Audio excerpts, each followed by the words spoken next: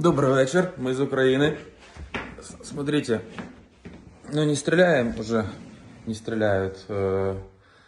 Отошли они от Кульбакинского аэропорта, потом они отошли на НАРП, это Николаевский авиаремонтный завод, который, оттуда мы все вывезли, самолеты, которые там оставались, 2 сожгли, были в ремонте.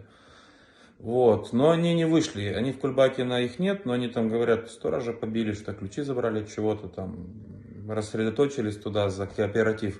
То есть прям под городом, а еще дальше у них там стоит техника. В общем, невеселая ситуация, они вроде как и тут, но вроде как и в городе их нет, там не стреляют, охраняют себя. Ну, скажем так, не могу назвать это победой там мега, потому что врага не подбили, не сожгли, они отступили, вот, без жертв с нашей стороны. Ну, вот так, как есть, так и есть. Ночью, я думаю, будет тихо, потому что мы их ждем с той стороны, они вряд ли пойдут, если будут обходить, разве что, но ночью, я думаю, этого не будет.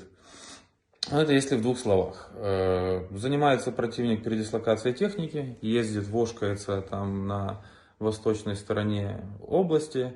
Вот. В Херсоне очень порадовались, что акции пытались сделать, накормить гуманитарку, подсолнечное масло, никто толком не пришел.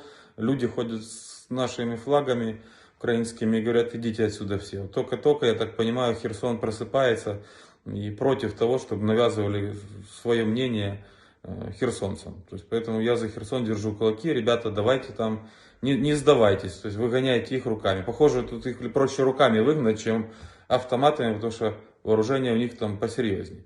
Но нам как бы все равно, то есть мы свое не сдадим, то есть мы будем обороняться чем есть и до тех пор, пока есть. Но в городе их нет, можно спать спокойно. Я так думаю. Спокойной ночи.